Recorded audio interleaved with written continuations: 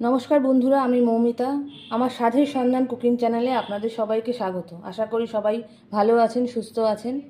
আজকে খুব সাধারণ একটা রান্না করব, সর্ষে দিয়ে পার্শে মাছ বা পার্শে মাছের ঝাল। তার জন্য আমি 400 গ্রাম মতো পার্শে মাছ নিয়ে নিয়েছি। মাছগুলো একটু বড় বলে আমি অর্ধেক করে কেটে নিয়েছি।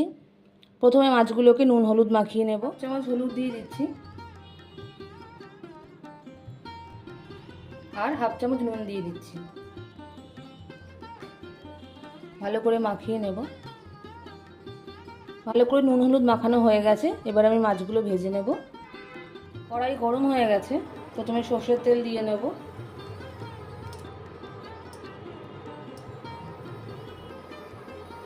তেল গরম হয়ে গেছে, এখন আমি সামান্য নুন ছড়িয়ে নেব যাতে মাছটা কড়াইতে লেগে না যায়।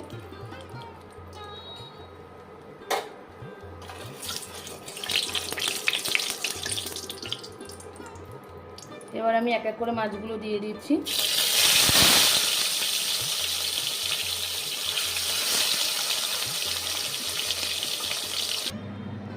মাছগুলো ভাজা হয়ে গেছে, এবার মাছের ঝালটা বানিয়ে নেব। যে তেলে মাছ ভাজা হয়েছে সেই তেলের মধ্যে আমি আরও সামান্য কিছু তেল গরম হয়ে গেছে, এর মধ্যে আমি 1/2 চামচ মতো কালো জিরে দিলাম আর 3টে কাঁচা লঙ্কা।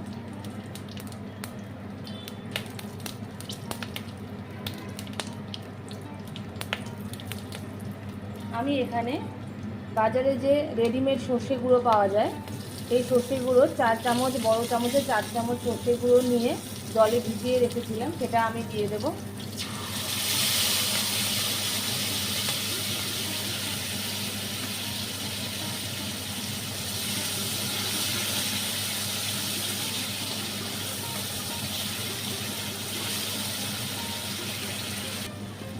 বাটির মধ্যে জল নিয়ে বাটিতে যেটুকু সর্ষে গুঁড়ো লেগেছিল সেটাও আমি দিয়ে দিচ্ছি জল দিয়ে মিশিয়ে। এবার এটাকে তেলের মধ্যে ভালো করে কষাতে হবে।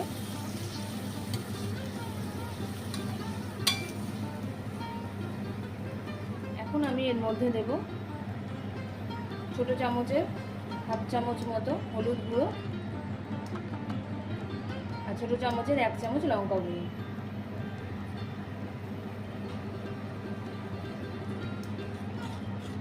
এখন আমি 1 টিস্পুন নুন দিয়ে দিচ্ছি। মশলাটা ভালো করে কষতে হবে যতক্ষণ না তেল ছেড়ে দিচ্ছে মশলা থেকে, তাহলে সর্ষের কাঁচা গন্ধটা চলে যাবে। সর্ষে বাটা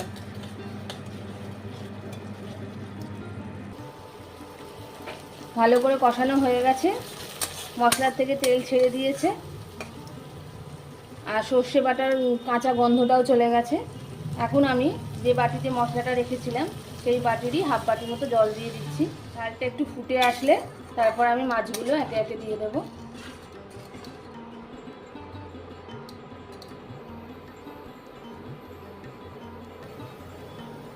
ঝালটা ফুটে গেছে, আমি মাছগুলো দিয়ে দিচ্ছি।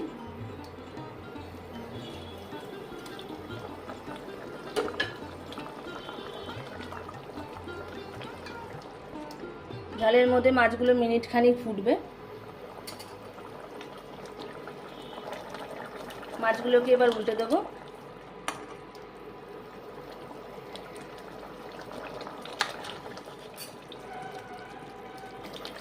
মাছ হয়ে এসছে, ওপর থেকে কুচি করা ধনেপাতা দিয়ে দিচ্ছি।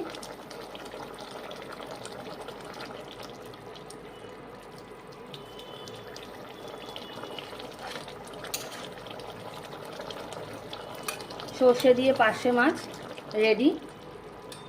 এবার সার্ভিং বলে ঢেলে নিচ্ছি। পার্শে মাছের ঝাল বা সর্ষে দিয়ে পার্শে রেডি। আপনার বাড়িতে এইভাবে বানিয়ে আমাকে কমেন্ট করে অবশ্যই জানাবেন কেমন লাগলো। আমার রান্না যদি আপনাদের ভালো লাগে তাহলে অবশ্যই আমার চ্যানেলটাকে লাইক, শেয়ার এবং সাবস্ক্রাইব করবেন। বেল আইকন ক্লিক করতে ভুলবেন না। আমার নতুন চ্যানেল, আমার পাশে থাকবেন। আজকের মতো এই অবধি, নমস্কার।